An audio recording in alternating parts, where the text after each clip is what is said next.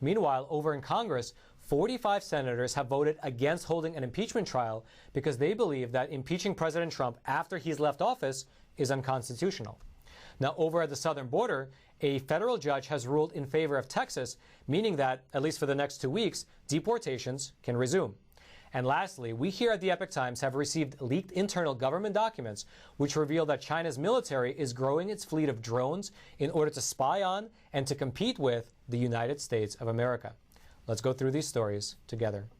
This is your daily Facts Matter update, and I'm your host, Roman, from the Epoch Times. Now let's start today's discussion by talking about the new office that was created by President Trump. So 3 days ago, President Trump announced that he has officially opened something called the Office of the Former President. Now what's that all about? Well, in the press release, here's what he had to say. Today, the 45th President of the United States, Donald J. Trump, formally opened the Office of the Former President. The office will be responsible for managing President Trump's correspondence, public statements, appearances, and official activities to advance the interests of the United States and to carry on the agenda of the Trump administration through advocacy, organizing, and public activism. President Trump will always and forever be a champion for the American people. So this announcement answered a very pressing question that a lot of people had once Trump actually left office, which is whether he would stay engaged in national politics. And it looks like he will. In fact, since leaving the White House, President Trump has made 2 political moves, other than, of course, opening this new office. One was to endorse Kelly Ward, who was then reelected as the Arizona Republican Party chairwoman. And then secondly, he endorsed Sarah Huckabee Sanders in her campaign for governor of Arkansas. Now, there was something that Sarah Sanders said in her campaign announcement that I believe really elucidates what's happening right now in American politics. She said, "Everything we love about America is at stake. With the radical left now in control of Washington, your governor is your last line of defense. In fact, your governor must be on the front line." So the reason that I bring up that quote is because recently I heard some political commentary and some analysis on what's happening in America right now, which said that since the Republicans have lost control of both the White House as well as Congress at the federal level, they now have to focus on the state and local levels in order to serve as a check to the Democratic agenda, which seems to be what is actually happening right now. For instance, President Trump has formed this new office. He endorsed the Arizona chairwoman, who later won re-election. Sarah Sanders is running for governor of Arkansas. Mike Lindell, who is the founder of MyPillow, he said that he might run for governor of Minnesota, and he also said that if he did run for governor, he was promised an endorsement by President Trump.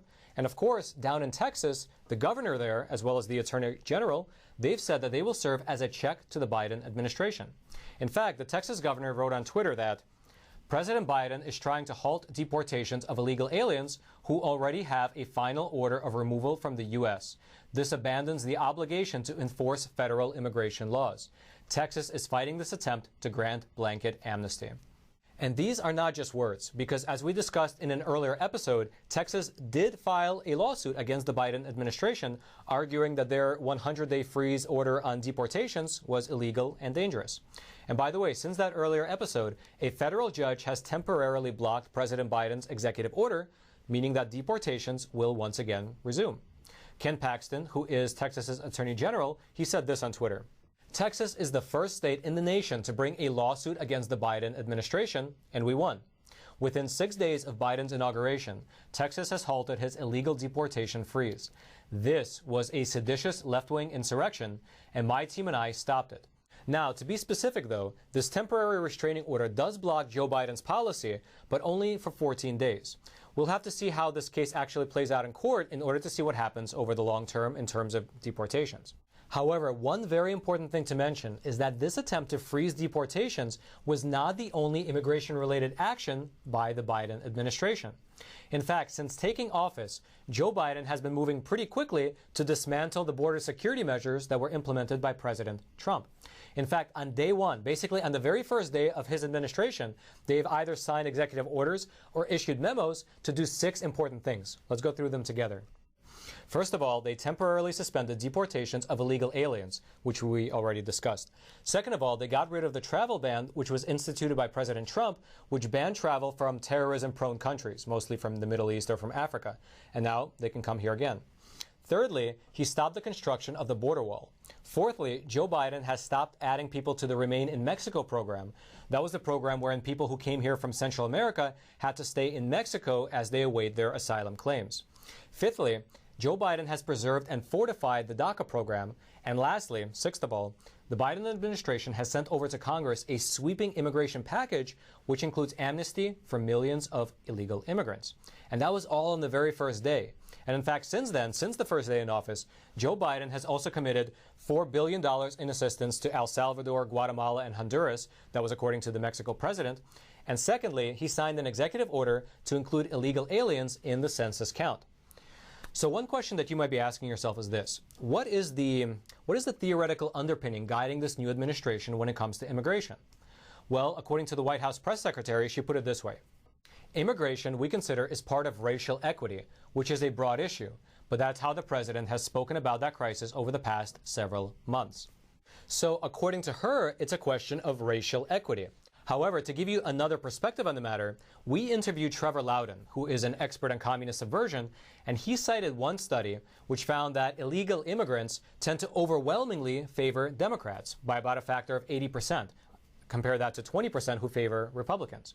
And then he went on to say that giving broad amnesty to illegal immigrants in the U.S. would give the Democrats between 10 and 24 million new voters. That will make them the permanent governing party of this country. Now, if you'd like to read more about what's happening at the border or about this new office of the former president, those links will be in the description box below this video for you to check out for yourself. And while you're down there looking for those links, take a quick moment to smash that like button. It goes without saying that videos like this, talking honestly about what's happening in this world right now, are routinely censored by big tech.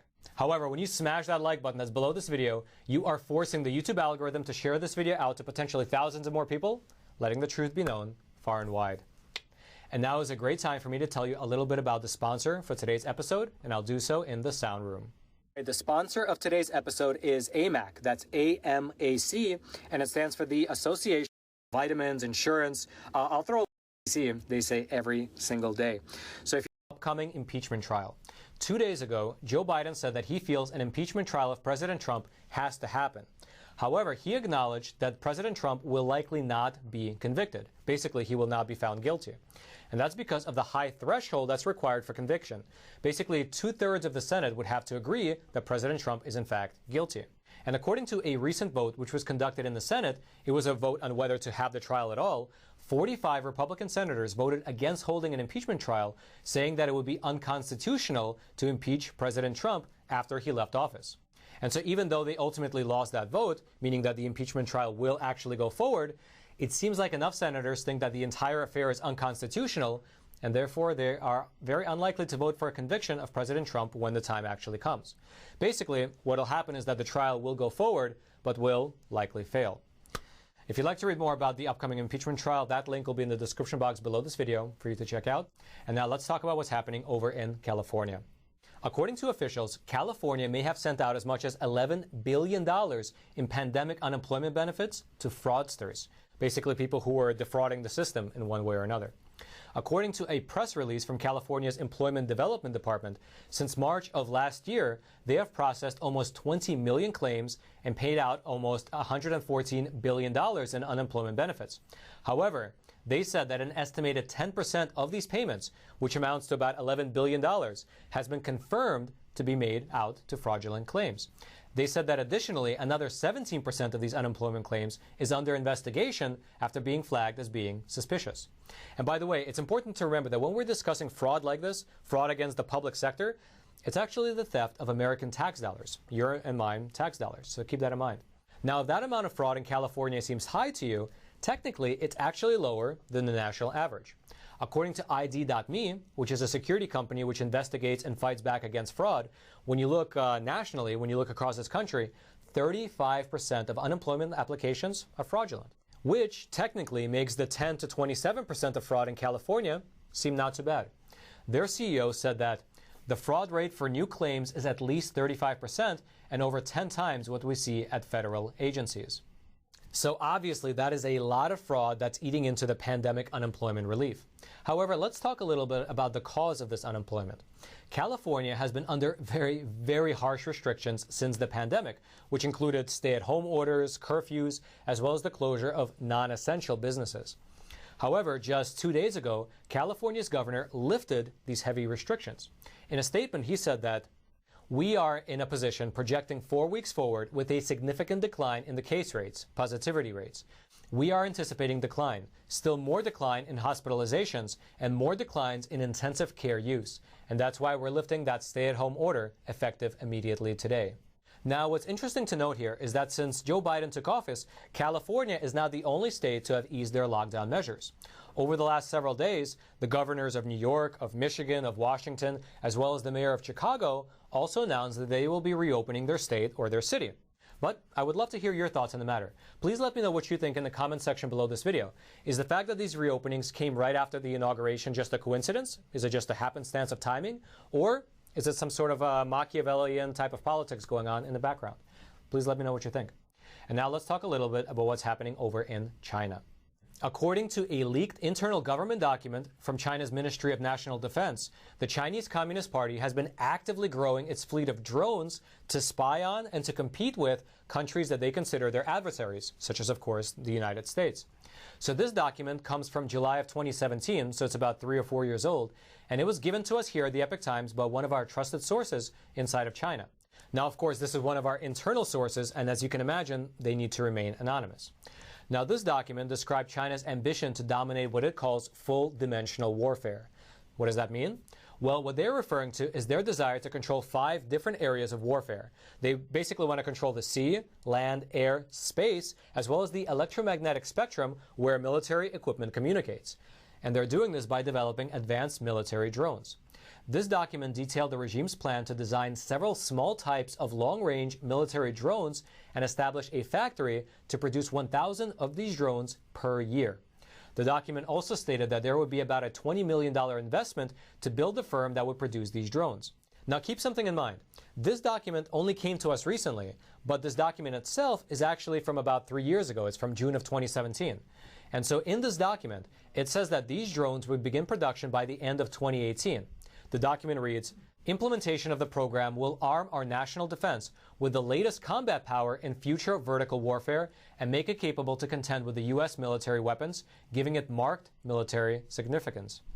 It goes on to say, in future warfare, seizing more information resources while controlling and restricting other nations' information will be a key component for competing with nations during peaceful periods and an important combat strategy in times of war. Now, besides the concern over a potential war or a potential kinetic war, the other thing that I wanted to discuss in relation to China is the fact that right now, the Chinese Communist Party is spreading propaganda and trying to make it seem like the virus came from either Europe or from America. But take a look at this. This is the culmination of literally months of research into the origin of this global pandemic that we here at the Epoch Times put together. It is a chronological timeline. And by the way, everything here is properly sourced and everything is based on publicly available data. And here's what it shows. This early period here is last winter, and it is all inside of China. This is when mostly the virus is spreading in Wuhan, and the Chinese Communist Party is covering it up, spreading propaganda, punishing whistleblowers, and basically downplaying the crisis. But look at what happens right here starting in January.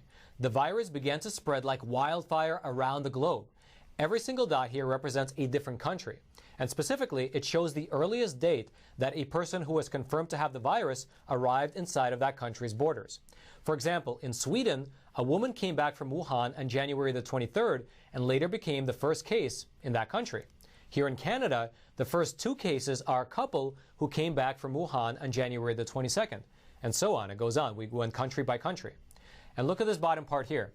Wuhan was not locked down until January 23rd.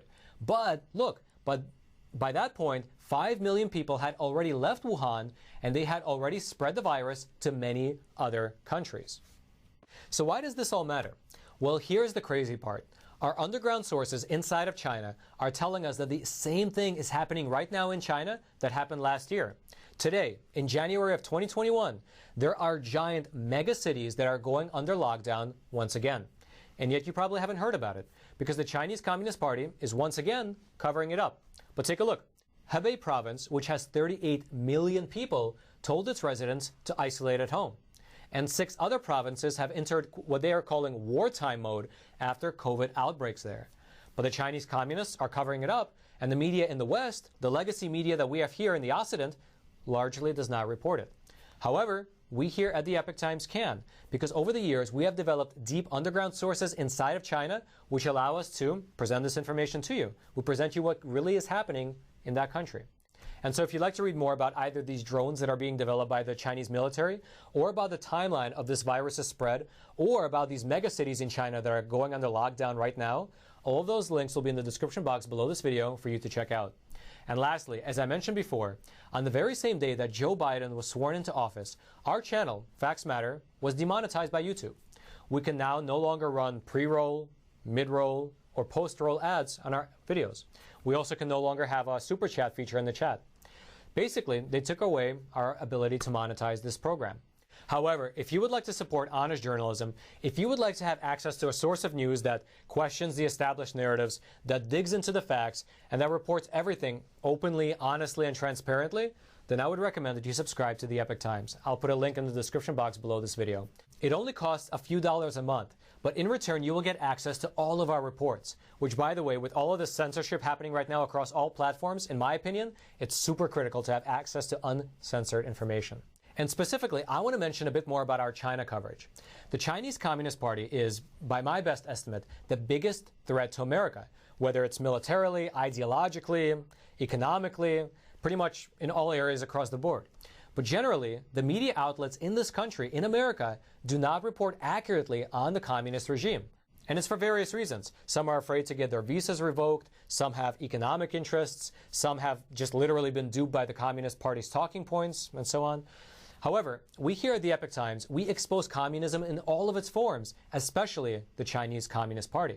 In fact, 20 years ago, our staff of reporters and editors who were actually inside of China were arrested, they were jailed, and some of them were even tortured for reporting the truth. And this literally forced us to develop a system as well as an underground network of sources for getting real news out of that country, for getting real news out of China. And amidst everything that is happening right now, whether it's the pandemic, the lies surrounding the pandemic, the saber rattling of the Chinese Communist Party, the militarization, the cyber warfare, the economic theft, and so on, our team is able to bring you the real situation. Basically, things that we as Americans need to know, we report. So again, I'll throw the link to subscribe to the Epoch Times in the description box below this video, and I hope you check it out. Now lastly, if you haven't already, smash that like button for the YouTube algorithm, subscribe to this YouTube channel to get honest news delivered directly into your YouTube feed while you still can. And until next time, I'm your host, Roman from the Epoch Times. Stay informed and stay free.